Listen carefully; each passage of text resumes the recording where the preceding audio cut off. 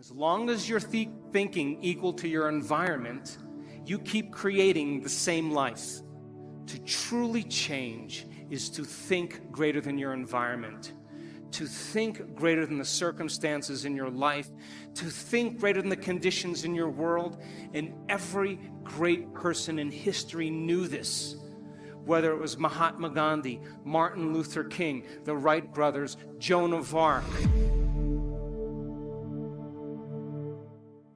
Who we really are isn't a body living in this environment, an identity in the environment, identifying with the people we know and the things we do, and living in linear time. That's not who we are. We're not materialists. We are actually pure consciousness, living in a body or using a body to express ourselves. So if you think about it then most people spend the majority of their life using their senses to determine reality. They're materialists. And when we live in that state, really the hindbrain, the primitive brain, is actually in control. We're reacting to everything in our life. Now, the creative state is the antithesis. When you're in a true state of creation, this amazing thing happens. You forget about yourself. You become selfless. You become nobody. You become no thing. You become no time. And when you do that properly, where you begin to speculate a new possibility and you begin to invent a new way of being, or you begin to create something in your mind, the forebrain turns on, the crowning achievement of the human being, and it begins to lower the volume to time and space, so that the only thing that's real in that moment is a thought. And when that happens, the brain captures the thought as the experience, then upscales the hardware to install the neurological circuits and change the brain ahead of the actual event. And in that moment where we move from survival to creation, and we forget about our normal self, the hormonal centers turn off and the energy moves right up into the heart, and you begin to fall in love with the moment. You begin to get in the present, and you begin to forget about the future and the past, and you're in that present moment. That's what I call the natural state of being. Can you believe in a future that you can't see or experience with your senses yet, but you've thought about enough times in your mind that your brain is literally changed to look like the event has already occurred? The latest research in neuroscience says you can change your brain from living in the past to living in the future. And can you fall in love with that vision to such a degree that you come out of your resting state and change guilt or suffering into inspiration and joy and gratitude? To such a degree that your body, as the unconscious mind, does not know the difference between that external event and what you're creating internally, so that your body believes it's living in that future in the present moment, and you begin to signal new genes in new ways to change your body to look like the event has already occurred. The latest research in epigenetics says you can change your body by thought alone. Now reason this with me. If there's physical evidence in your brain and body to look like the event has already occurred, your brain and body are no longer living in the past, they're living in the future. And you will walk right into your vision. Now, most people in this audience, all of you, have done something great in your life. You woke up one day, or you had a wild thought out of nowhere, and that thought was a possibility in the future. Something new you wanted to experience. And the moment you started thinking about this experience, the moment you started contemplating this potential reality, you turned on a part of your brain called the frontal lobe, the crowning achievement of the human being. It's 40% of your entire brain.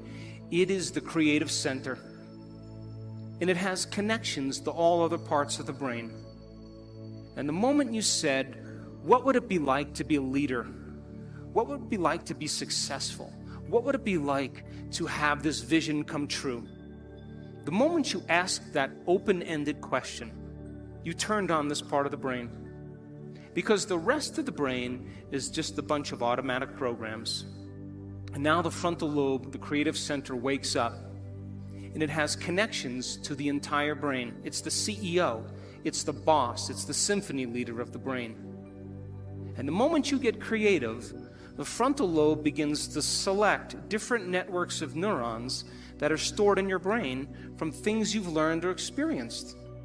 And as you begin to think a what-if question, it begins to select these different networks and begins to seamlessly piece them together and making your brain fire in new sequences and in new patterns and new combinations. And whenever you make your brain work differently, you're changing your mind. Because mind is the brain in action. Mind is the brain at work. And the moment those neurons fire in tandem, you get a picture in your mind, a hologram, a vision, an abstraction. And for those people who are passionate, that thought that they're thinking begins to create an elevated emotion. They become inspired. They feel enthusiastic, in theos, filled with God. They become passionate. They started to open their hearts. And all of a sudden, they're combining a clear intention with an elevated emotion. And it's the combination of a clear intention and an elevated emotion in our research over and over again that proves then the person now is changing fundamentally, changing biologically, changing internally. And their brain and body are moving from living in the past into living in the future. When you do that, when you had that moment, you came out of your resting state. And then you started to write down all the things you were going to do to get to that vision, all the choices you were going to make, all of the experiences or goals you wanted to achieve, and all of the emotions and the joy you would feel. And when you were doing that, you were setting your sights towards that destiny. And then you did something really brilliant. You wrote down the choices you weren't going to make. You became aware of the behaviors you weren't going to demonstrate. You began to review certain experiences you wanted to stay away from. And then you looked at the emotions that would bring you to a lower level. And you began to separate the old self from the new self. And when you begin to do that, and you're observing the old self, it means you're no longer the program. Now you're the consciousness observing the program. And that's when you begin to objectify your subjective self. Now reason this. Let's say you've had some pretty rough experiences in your past. And those experiences caused you to feel sad and unworthy and guilty and judgmental. And you've gotten so used to feeling guilty and unworthy and judgmental that that's just feels normal to you. And then because you feel kind of victimized, then you blame people and you complain and you make excuses and you feel sorry for yourself, and that's your personality. And all of a sudden you say, today, I'm not going to do that any longer, because that's the old self. And then you start off your day and it goes really well for about 2 hours.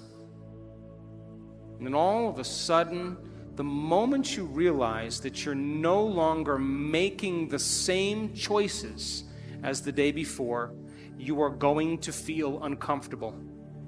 It's going to feel unfamiliar. It's going to be uncertain. There's going to be some unpredictability. And we now know that people would rather hold on to their guilt and unworthiness than to step into the unknown, because at least they can feel something. And so the moment you stop making the same choices that you always make, get ready, because it's going to be uncomfortable. And that's the moment you're heading towards the new self. And we call it stepping into the river of change. Well, it's kind of interesting because in order for us to have some type of change in our bodies, change something in our environment, or move into a new line of time, we have to forget about our present body, our present environment, and our little, concept of time. We have to become that pure consciousness. And you can't walk through the door to the quantum field as a somebody. You have to walk through the door as a nobody. Now, consciousness is awareness, and awareness is noticing and paying attention. And that invisible field of intelligence, albeit spirit, the quantum field, the universal mind, whatever you want to call it, is both personal and universal. It's within you and all around you. We can demystify it. It's that same intelligence that's keeping your heart beating right now. 8 liters of blood per minute. 400 liters of blood per hour, 100,000 times in one day through 100,000 miles, 100,000 kilometers of blood vessels. Nobody's paying attention that something's giving us life, that we make 10 million cells every second because we lose 10 million cells every second. That in one cell of your body, it goes through the order of 100,000 chemical reactions per second. Now multiply that by the 70 trillion or 100 trillion cells that make up your body.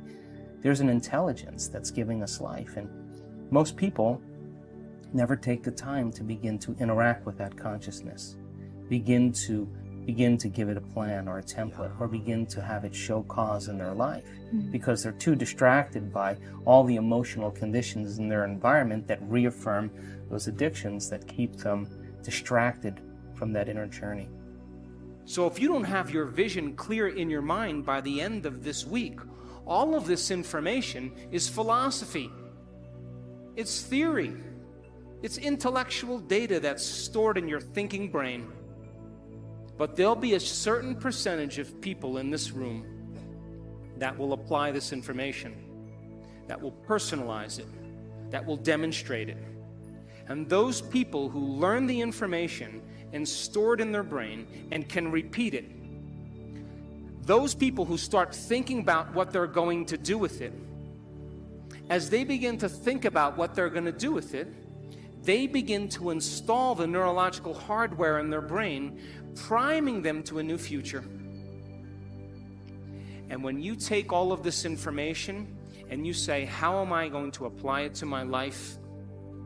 And you get your behaviors to match your intentions, you get your actions equal to your thoughts, you've listened to great leaders, you've gotten specific information about success, you understand what it is, what emotional intelligence is, and how it is to change a culture, and you start applying it to your life, if you're able to do it, you are going to have a new experience.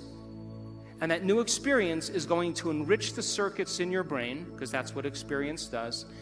And then you're going to feel like a leader.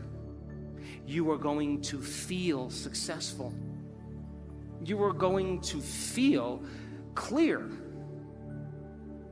And the moment you feel that feeling, now you are teaching your body chemically to understand what your mind has intellectually understood. We could say that knowledge is for the mind and experience is for the body. And in that moment, you are embodying leadership. You are embodying success. You are embodying clarity. Why? Because the emotion is the experience in chemical form. And the moment you feel that emotion, you're teaching your body chemically to understand what your mind is intellectually understood. You are embodying knowledge. But now here's where the expert comes in. If you've done that experience once, you have to be able to repeat it. And great people in the world who are uncompromising, they keep working to reproduce the experience.